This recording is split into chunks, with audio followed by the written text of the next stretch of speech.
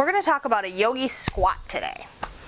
Really good for opening up the lower legs, really bringing some blood flow, because our calves are known as our body's second heart and they pump the blood back up. So it's really important to keep the calves healthy. So when we come into a yogi squat,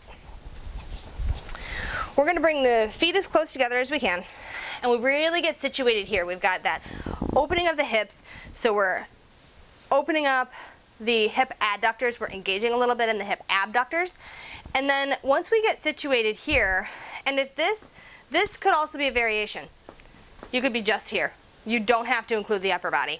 But as you're here, so to break this down, I want to start here, and then the other option too, if you're really feeling tight, you can put a blanket under your heels. It kind of takes a little bit of the pressure off.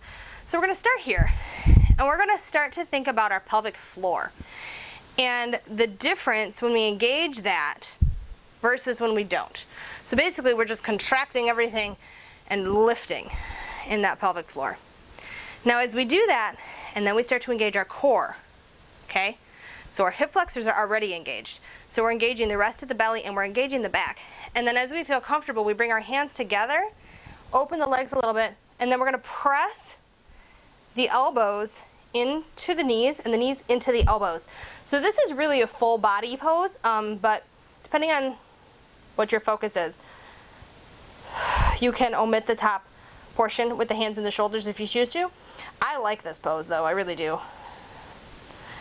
So what we're doing is we're keeping those shoulders in the joint, and we're try to keep that scapula, don't just let it roll out. Keep it in control.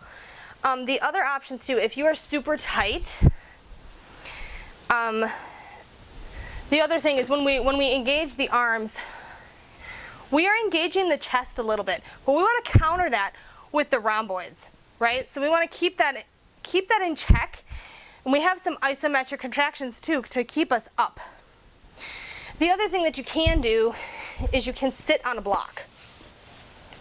So you could come here, and then if you're really feeling tight, bring them right under the pelvis, and then you can also have a wider stance too. So that's what that would look like. But I want to show from the side when we're engaging different muscles and when we're not. So if we come here and we come this way, if I am just here, I'm all hunched over. I start to engage those back muscles, I start to engage that pelvic floor, and notice the low back change. If I let go, and if I engage. So it's just something to think about. And then of course, you know, if you're peaking at this pose, then we would open the chest, we would counter. We would open the chest. We would bring the knee over instead of rolling out.